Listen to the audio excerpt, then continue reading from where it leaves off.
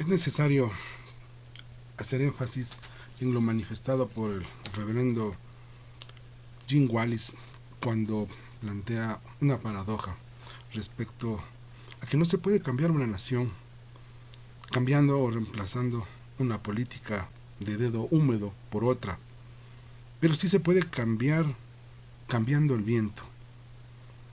Cuando la dirección del viento es sorprendente, lo rápido que los políticos lo hacen, y también señalan nosotros debemos ser cambiadores del viento, no lobistas, sino cambiadores del viento. El ensayo Cambiando el viento, notas hacia una demosprudencia del derecho y los movimientos sociales, por Lani Guiner y Gerald Torres, nos hace énfasis en los trabajos, sobre todo del nuevo libro denominado We the People, the Civil Rights Revolution, del profesor Bruce Ackerman, quien sostiene que las normas han obtenido una dimensión constitucional, sobre todo aprobadas en la segunda mitad del siglo XX, lo que equivale para dicho profesional a enmiendas constitucionales modernas y, como él las matiza, expresiones privilegiadas of we the people. Los autores de este ensayo, al igual que Ackerman, consideran que la revolución de los derechos civiles es uno de los ejercicios más exitosos en la política constitucional en la historia de los Estados Unidos de Norteamérica. Sin embargo, en el estudio del profesor Ackerman hay un tema fundamental que no se da énfasis a la participación de los movimientos sociales, al activismo. Inclusive hay necesidad de tomar en cuenta que no solo corresponde a los abogados que puedan estar comprometidos, que puedan tener un proceso en estas circunstancias, sino que son parte de, no necesariamente corresponden al tema de ser del movimiento como tal. Este ensayo argumenta que los movimientos sociales han jugado un papel clave en redefinir el significado de la democracia al crear las condiciones necesarias para una genuina comunidad basada en el consenso. La metáfora de los transformadores del viento nos permite poner a prueba una hipótesis compuesta de 4 partes. La primera indica que es útil mirar el proceso de creación del derecho desde la perspectiva de la movilización popular, como la que generan los movimientos sociales y otras formas sostenidas de política de resistencia contenciosa y acciones colectivas que sirven para hacer más democráticas las instituciones culturales formales, incluidas por supuesto las que regulan la cultura legal. Como segundo punto, se indica que aunque las cortes y los abogados son actores muy importantes en la creación de las experiencias jurídicas y legislativas, los movimientos sociales y otros grupos de ciudadanos organizados juegan también un papel importante en la interpretación del derecho desde la sociedad civil. Como tercer punto, se expresa que la teoría liberal del derecho sostiene que los movimientos sociales alcanzan sus objetivos solamente o principalmente cuando sus demandas son conocidas por la ley. Desde esta perspectiva, entonces, la forma más efectiva para lograr cambios sociales sería a través del litigio y las reformas legislativas. Los autores de este ensayo proponen lo contrario. Para que el cambio legal refleje un verdadero cambio, se debe tomar en cuenta e interactuar con fuentes alternativas o que están disputando el poder. Un cambio así transformaría también la cultura. Es entonces que un cambio de este tipo transformaría no solo el derecho, sino también la cultura. Y por último, el cuarto punto indica que no se quiere minimizar la importancia de las reformas normativas, especialmente de aquellas que tienen que ver con reformas constitucionales. Ellos plantean que tales cambios normativos toman del pueblo la fuerza para permanecer en el tiempo.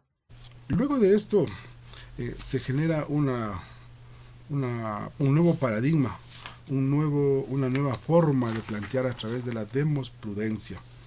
¿Y qué es la demosprudencia? No es sino el estudio de la dinámica del poder entre la creación normativa y los movimientos sociales, el enfoque de los efectos legitimantes de la acción democrática para producir cambios sociales y culturales.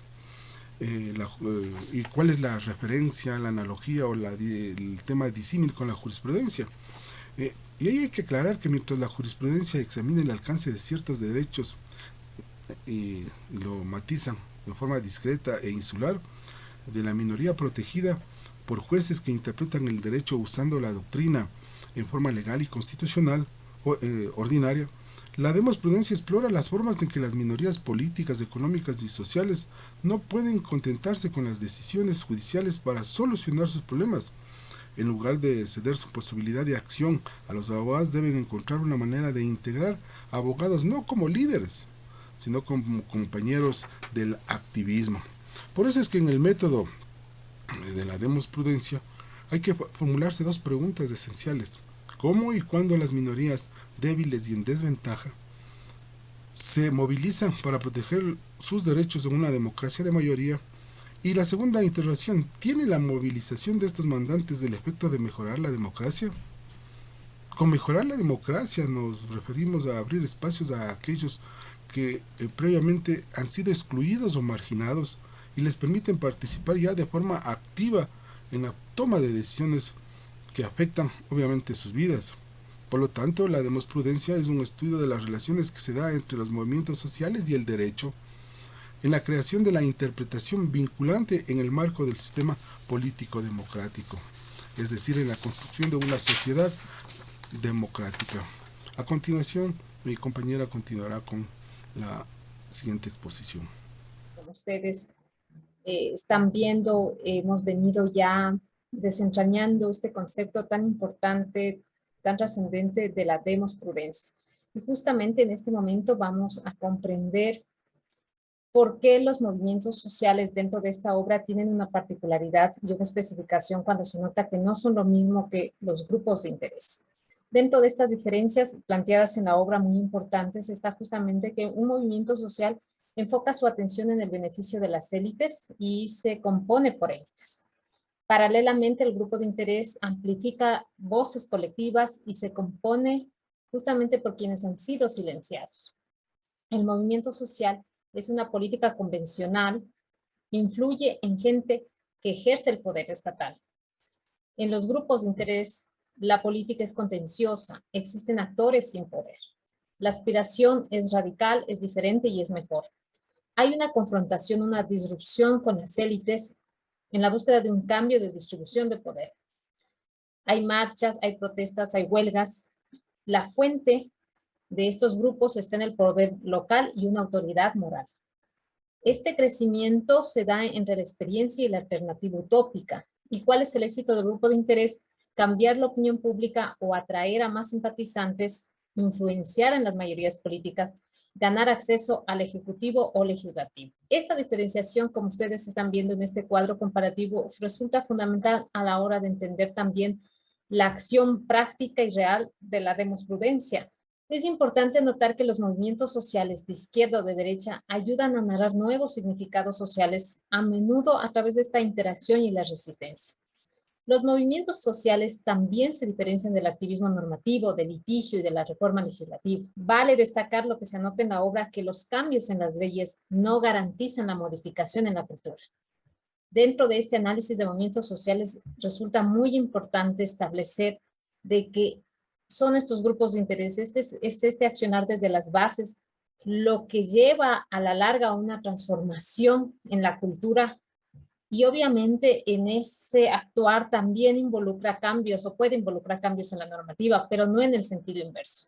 En este sentido, la declaración de derechos necesita estar conectada a garantías judiciales para obviamente su efectiva vigencia. También vale destacar que dentro de la obra se hace un análisis muy importante de lo que denotó el movimiento social y justamente se establece o aparece una figura muy importante que estamos poniendo en esta lámina donde señalamos los ejemplos. Hammer y los delegados del MFDP rechazaron el acuerdo.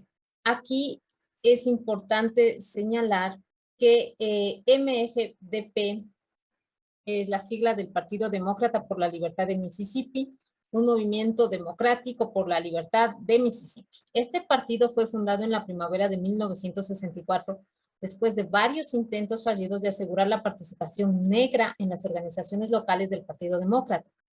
En la Convención Nacional Demócrata de ese año, Fannie Lou Hamer, una mujer negra, exigió su derecho fundamental al voto ante el Partido Demócrata. ¿Por qué se establece justamente como un ejemplo el accionar de Hamer, de Fannie Lou Hamer?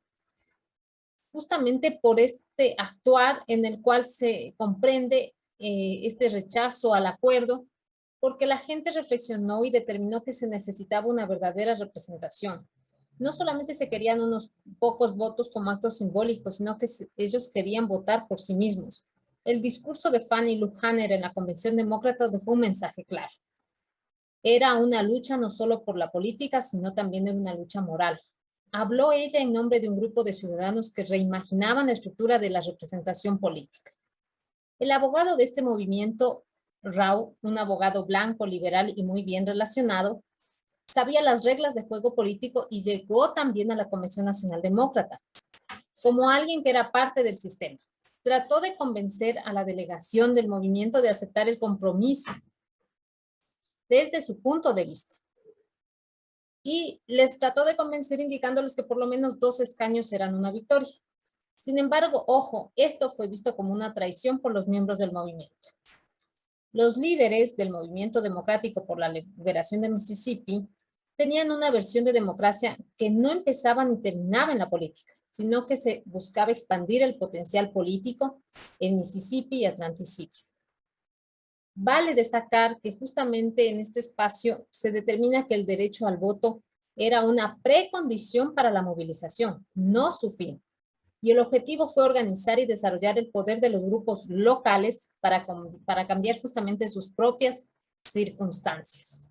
De ahí que este accionar desde los grupos de interés, de los movimientos sociales, ha trascendido justamente dentro de lo que estamos analizando. Continuamos con mi compañera. Ok, continuando con la exposición, vamos a hablar sobre el boicot de buses de Montgomery, porque en nuestra lectura también se hacía hincapié en este hecho, y especialmente vamos a hablar sobre 4 puntos. El primero, que es la relación que tenían la ley dentro de la academia y la ley una vez que se practicaba. Hay mucha diferencia entre este discurso que se plantea y en realidad cómo se lo practicaba, ¿no? El segundo punto es la relación que existe entre la justicia y la religión, porque acá se empieza a hablar de la justicia de Dios y también la justicia que debe impartir la Corte Suprema, ¿no? Como seres humanos. El tercer punto es el lenguaje político del derecho empieza a tomar una connotación colectiva y por eso se hace mucha reseña de la lucha colectiva. El cuarto punto son los orígenes ya como tal de los sindicatos de trabajadores y sobre todo los campesinos. En este apartado de la lectura nos hacía énfasis en los sindicatos campesinos porque tienen que ver mucho con la relación de los derechos civiles. Entonces, al hacer esto, lo que se trata de hacer también es que hay una visión súper importante del movimiento campesino en Estados Unidos y esto se debe principalmente a que este movimiento era uno de los que tardó en salir, ¿no? En hacerse notar como tal, como movimiento, en tener las características de un movimiento. Se dice que esto se debió a que los miembros del movimiento, es decir, los trabajadores agrícolas, no contaban con las herramientas ni con la motivación colectiva. Ojo con esta herramienta de la motivación colectiva, porque ellos se encontraban en una situación individual, ¿no? Como trabajadores que eran inmigrantes sumidos en la pobreza y lidiaban con estar en un país extranjero y con una lengua distinta. Ese era el principal problema que tenían para organizarse como hubieran hecho en su mismo país, ¿no? Entonces de esto deriva también lo interesante ya del movimiento de trabajadores agrícolas como tal, por sus iniciales UFC en inglés.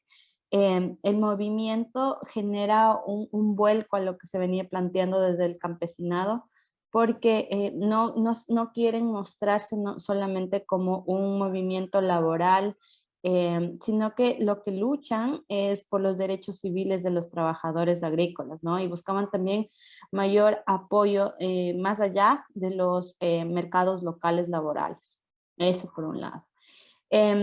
Otra de las cosas fundamentales que también impactó en el movimiento fue el teatro campesino. En la lectura nos hacía énfasis en esto, porque el movimiento era a su vez impulsado por el movimiento chicano. El movimiento chicano es conformado por estadounidenses con ascendencia mexicana, pero cuya identidad nacional como tal es ser más mexicanos. Entonces esta connotación del movimiento chicano impulsó a que el movimiento campesino aflorara. Uno de los promotores del teatro campesino fue precisamente César Chávez, quien también pertenecía al movimiento chicano.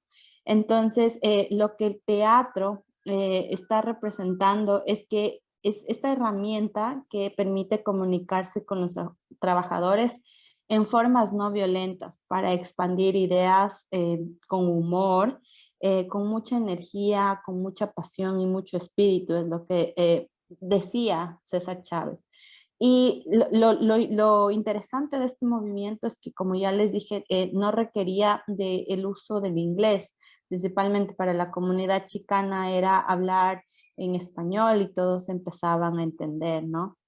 Y otro dato interesante es que el teatro como tal, la expresión artística, está vigente hasta hoy en día porque se formó una compañía denominada el Teatro Campesino y opera en la costa del Pacífico en Estados Unidos. Bueno, para continuar con los derechos laborales y civiles, es importante hacer reseña al mismo César Chávez, quien dice, el poder te hace estúpido. Él se refería a que mientras más recursos, más oportunidades estén dándote para tu lucha, muchas veces eso te ciega la capacidad de poder organizarte, mientras que con pocas herramientas como ellos empezaron, te vuelves más creativo en tus formas de hacer incidencia, ¿no? Entonces esa es una de las cosas importantes que nos deja esta lectura también. Otro apartado es que el movimiento, pese a que el movimiento de trabajadores agrícolas se encontraban distanciados, ¿no? Por eso digo que tenían esta capacidad de ser más creativos. Se reunían pese a la distancia que tenían entre los sembríos de uvas, naranjas, lechugas y tomates, podían reunirse en espacios donde ellos entendían su lengua, que era especialmente el español. Y así, una de las actividades de éxito que tuvieron fue la promoción o la impulsión, como bien se diría, del proyecto de ley de relaciones laborales agrícolas, y lograron que esta ley pase para que tengan mayores beneficios los trabajadores agrícolas principalmente.